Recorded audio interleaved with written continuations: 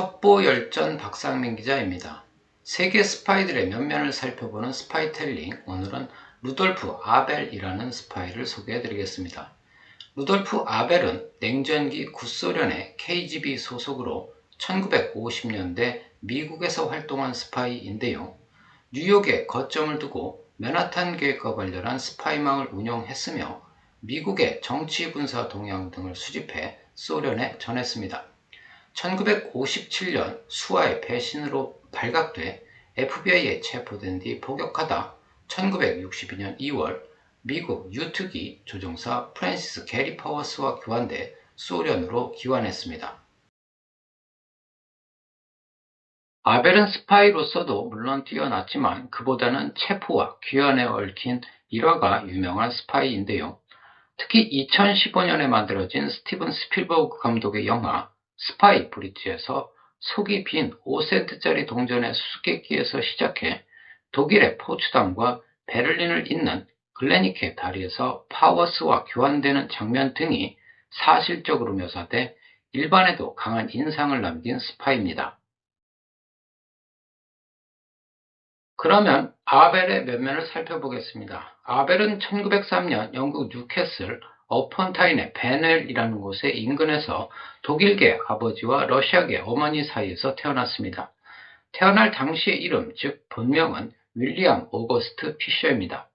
본래 아버지 하인리히 피셔는 러시아 제국에서 블라디미르 레닌과 함께 활동한 혁명가였는데요. 1896년에 반란죄로 체포됐다가 영국으로 망명하게 됩니다. 하인리히는 영국에 망명한 뒤에도 발트해를 통해 볼셰비키 세력에게 무기를 공급하는 등 적극적인 지원 활동을 벌였습니다. 아벨은 고교 시절에 성적이 그리 나쁘지는 않았으나 학업에는 큰 흥미를 느끼지 못했다고 하는데요. 대신 무선통신에 관심을 가져서 기초적인 송수신기를 직접 제작한 것으로 알려졌는데 이는 훗날 스파이로 활동하는데 귀중한 자산이 됩니다. 아벨은 1920년 런던 대학에 합격했으나 학비 문제로 입학은 하지 못했고 러시아 혁명에 고무돼 1921년 가족들과 모스크바로 이주하며 공산주의자로 성장하게 됩니다. 영국에서 나고 자라 영어에 능통했고 부모의 영향으로 독일어와 러시아어도 할 줄 알았던 그는 초창기에는 코민테른에서 통역사로 일하다 1925년 붉은 군대에 입대해 여기서 청소년기 갈그닦은 무선통신 실력을 인정받아 무선기사로 복무했습니다. 그리고 1927년 운명적 진로에 들어서는데요. 그해 5월 당시 소련의 공안정보기관인 합동국가정치국 OGPU에 채용되면서 첩보계에 발을 들여놓게 됩니다. 그는 처음에는 무선실에서 근무하다 차츰 노르웨이, 터키, 영국, 프랑스 등 해외에도 파견돼 무선통신사로 활동하며 스파이로서의 소양을 체득해 갔습니다. OGPU가 내무인민위원회, 즉 NKVD로 개편된 후에는 해외 파견 스파이들에 대한 무선통신 교육 책임자를 맡는데 여기서 캐나다 출신의 공산주의자 겸 스파이인 키티 해리스를 키워내기도 했습니다. 그러다 1937년 스탈린의 대숙청이 전국을 휩습니다. 이 기간 아벨은 외국 태생인데다 처남이 트로츠키주의자로 지목되면서 위기가 닥치는데요. 그는 가까스로 처형은 피했지만 NKVD에서 해고되는 불운을 맞습니다. 그러던 1941년 6월 히틀러가 소련을 침공하자 NKVD 수장 라브렌티 베리아는 수하인 수도플라토프를 시켜 특수 임무국을 만들어 독일에 대항한 사보타주를 지시합니다. 이에 플라토프는 무선 전문가인 아벨을 불러들여 대독일 기만작전에 돌입했습니다. 이들은 1944년 8월부터 이듬해 5월까지 독일군을 유인해 섬멸하는 기만작전인 베레지노 작전을 가동해 승전에 공헌합니다. 작전에서 아벨은 반스탈린 세력이 소련 후방에서 활동하다 붉은 군대에 포위된 것처럼 꾸민 가짜 무선 내용을 독일군 진영에 흘립니다. 무선을 받은 독일군에서는 경론 끝에 반군 세력을 지원하기로 하고 특공대를 파견했으나 침투 병력이 모두 함정을 파고 기다리던 소련군에 사살되거나 생포됩니다. 아벨은 이 같은 작전 성공에 힘입어 상부의 두터운 신임을 얻었고, 이후 그에 따른 보상으로 당대 많은 사람들이 선망하는 미국으로 파견되는 혜택을 누립니다. 실제로 종전이 된 1946년부터 미국 파견을 명령받아 고강도의 스파이 훈련을 받은 것으로 알려졌습니다. 스파이 훈련을 받은 뒤에는 1948년 10월 리투아니아 출신의 미국 이민자인 앤드류 카요티스라는 위장 신분으로 폴란드, 체코슬로바키아, 스위스, 프랑스를 거쳐 캐나다 몬트리올을 통해 11월 미국으로 들어갔습니다. 미국에 침투해서는 고정 스파이인 이오시프 그리글레비치와 접선해 에밀 골드푸스라는 이름으로 된 출생 증명서를 비롯해 징병카드, 세금 증명서 등과 현금 1,000달러를 받았습니다. 또 마크라는 암호명을 부여받는데요.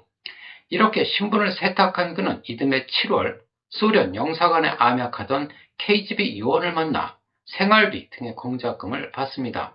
그리고 얼마 후 볼런티어 네트워크를 재건하라는 명령이 떨어집니다. 볼런티어 네트워크란 앞서 NKVD가 맨하탄 계획의 기밀을 전달받기 위해 구축해놓은 스파이망인데요. 로스 엘레모스 연구소에서 원자폭탄 제작에 참여한 시어도 홀이 빼낸 기밀을 미국인 공산주의자 모리스와 로나 코엔 부부를 거쳐 KGB로 전달되는 루트였습니다. KGB는 전후 미국이 보안을 강화하자 이 네트워크의 가동을 잠정 중단해왔는데 아벨에게 이를 재가동하라는 지시를 내린 것입니다. 이에 그는 얼마간 로스알레모스가 있는 뉴멕시코주 산타페에 머물며 네트워크를 재건한 것으로 추정됩니다. 하지만 1950년 7월 FBI가 스파이망의 일원으로 의심되는 줄리어스와 에델 로젠버그 부부를 긴급 체포하면서 위기가 닥칩니다. 아벨은 코엔 부부의 정체가 탄로날 것을 우려해 이들을 멕시코로 빼돌렸습니다. 로젠버그 부부는 1953년 6월 뉴욕 싱싱교도소에서 전기의자에 처형될 때까지 일체 관련자를 발설하지 않아 스파이망 피해를 입지 않았으나 사건이 사회적으로 커다란 파장을 일으키면서 활동은 크게 위축됩니다. KGB는 이렇게 침체된 분위기를 쇄신할 요량으로 1952년 10월 핀란드계 레이노 하이에넨을 뉴욕으로 보내 아벨을 돕도록 했습니다. 그러나 KGB의 기대와 달리 하이에넨의 활동은 매우 불성실했으며 부주의했는데요. 그로 인해 훗날 스파이망 노출뿐만 아니라 핵심 인물인 아벨이 체포되는 단초가 됩니다. 뉴욕에 도착한 하이에넨은 약속된 장소에서 마이크로 필름을 담도록 고안된 속이 빈 5센트짜리 동전을 받습니다. 그러나 그는 이를 제대로 확인도 하지 않은 채 다른 동전과 함께 그대로 써버렸습니다. 동전은 돌고 돌아 1953년 6월 브루클린에서 신문 배달을 하던 지미 보자트라는 14살 소년의 손에 들어갔습니다. 보자트는 동전이 다른 것에 비해 유독 가볍다는 것을 알고 땅에 떨어뜨렸는데 그 순간 동전이 두 동강 나면서 눈으로 확인하기 어려운 내용물이 드러납니다. 이를 이상하게 여긴 보자트는 이 사실을 뉴욕 경찰에 알렸고 경찰은 동전을 FBI에 전달했습니다. FBI 조사 결과 마이크로 필름으로 된 내용물은 일련 번호가 나열된 암호문으로 추정됐으나 출처와 의미는 파악하지 못했습니다. 이후 FBI는 1957년까지 장장 4년 동안 동전의 진실을 밝히지 못해 속만 끓이게 됩니다. 그 사이 아벨은 브루클린의 힉스 스트리트에 집을 얻어 화가와 사진작가로 행세하며 주변의 눈을 따돌렸고 하이에넨 조력자로 활동에 들어갑니다. 그렇지만 평소 스파이로서의 소양과 직업의식이 부족했던 하이에넨에 대한 심각한 불만이 쌓여갑니다. 당시 하이에넨은 과도한 음주는 물론이고 다른 스파이들에게 전달해야 할 공작금까지 성매매로 탕진했으며 전달받은 기밀문서를 약속된 장소에 넣지 않는 때도 많았습니다. 이로 인해 모스크바로 전달돼야 할 문서가 누락되는 경우가 빈번합니다. 심지어 로젠버그 부부와 함께 체포된 모튼 소벨이라는 스파이가 있었는데요. 모튼 소벨의 아내에게 전달하라고 준 $5,000도 착복했습니다. 또 무선을 전송할 때는 잘못된 위치로 반복적으로 보내기도 했습니다.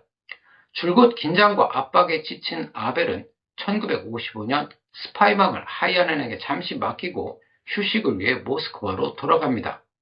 여기서 상부에 하이아넨에 대한 불만을 쏟아낸 것으로 알려졌습니다. 아니나 다를까 그가 뉴욕으로 복귀했을 때 스파이망은 엉망이 돼 있었습니다. 참다 못한 아벨은 1957년 모스크바의 하이아넨의 소환을 요구하는데요. 이것이 스파이망 붕괴의 발단이 됩니다. 그해 1월 KGB는 하이아넨에게 진급을 이유로 들어 모스크바로 들어올 것을 명령했습니다. 그러나 평소 자신의 행실을 잘 알고 있던 하이아넨은 이것이 징계를 위한 조치라는 것을 알고 두려움에 빠진 채 처형까지 걱정합니다. 그럼에도 아무런 내색은 하지 않은 채 5월에 순순히 뉴욕을 떠나 파리에 도착합니다. 그리고는 곧바로 미국 대사관을 찾아가 망명을 요청했습니다. 반면 하이아넨의 갑작스런 망명 요청에 CIA는 큰 의심을 품습니다. 미국 측이 이러한 태도를 취하자 하이아넨은 가지고 있던 또 다른 속이 빈 5센트짜리 동전을 내보였습니다. 동전에는 KGB가 사용하는 암호문이 적힌 마이크로필름이 들어 있었는데 이렇게 해서 FBI가 지난 4년간 손에 들고도 풀지 못한 미스터리가 풀리게 됩니다. CIA는 하이아넨의 신병을 FBI에 넘겼고 하이아넨은 FBI 조사에 성실하게 임합니다. 그렇지만 하이아넨도 마크라는 아벨의 암호명만 알 뿐 정확한 신호는 모르고 있었습니다. 다만 인상착의와 거주 지역은 알고 있었는데요. 하이아넨의 행방이 묘연해진 것에 의심을 품은 KGB도 아벨에게 탈출을 명령합니다. 하지만 미국 방첩당국에 암호명이 넘겨졌다면 가짜 신분이 탄로나는 것은 자명했기 때문에 탈출을 위해서는 새로운 위장 신분이 필요했습니다. 이에 KGB 오타와 거점은 그에게 로버트 캘런이라는 위장 신분을 만들어 줬으나 때는 이미 늦은 뒤였습니다. 하이아넨을 넘겨받은 FBI는 아벨의 거주지 인근에 카메라를 설치해 행인들의 일거수일투족을 감시했는데요. 그중 유독 거동이 불안해 보이는 아벨을 발견합니다. 그러자 하이아넨은 그가 마크가 맞다고 확인해 줍니다. 결국 아벨은 1957년 6월 21일 FBI에 체포됐고 그는 일체의 저항 없이 체포에 응했습니다. 그러나 모스크바에 있는 가족들을 생각해 반역자는 되지 않겠다며 수사에는 협조하지 않았습니다. 이후에는 스파이 혐의로 기소돼 법원으로부터 징역 30년형을 선고받아 조지아주 애틀랜타 연방교도소에 수감됩니다. 그런데 얼마 뒤 아주 의문스러운 사건이 발생하는데요. 그를 밀고 한 하이아넨은 재판이 끝난 뒤인 1961년 2월 펜실베니아에서 의문의 교통사고로 사망합니다. 이에 대해 일각에서는 KGB가 보복 조치로 암살을 했을 것이라는 추측이 나오기도 했습니다. 아벨은 4년여를 복역한 1962년 2월 앞서 소련을 정찰하다 격추된 유투기 조종사 프랜시스 게리 파워스와 독일 글레니케달에서 교환돼 소련으로 돌아왔습니다. 그가 교환되는 협상에는 전시 OSS 소속이었던 제임스 도노반 변호사가 맹활약했는데요. 스티븐 스필버그 감독의 영화 스파이 브리지는 이 과정들을 상세하게 묘사하고 있습니다. 한편 모스크바로 귀환한 아벨은 미국에서 가장 성공한 KGB 요원 중 한 명이라는 찬사를 받았고 당시 CIA 수장이었던 앨런 덜레스는 소련 내 아벨만큼 훌륭한 CIA 요원이 한 명이라도 있었으면 좋겠다고 말했을 정도로 높이 평가했습니다. 이후 아벨은 KGB 요원들을 상대로 강의를 하는 등 활동하다 1971년 폐암으로 사망했습니다.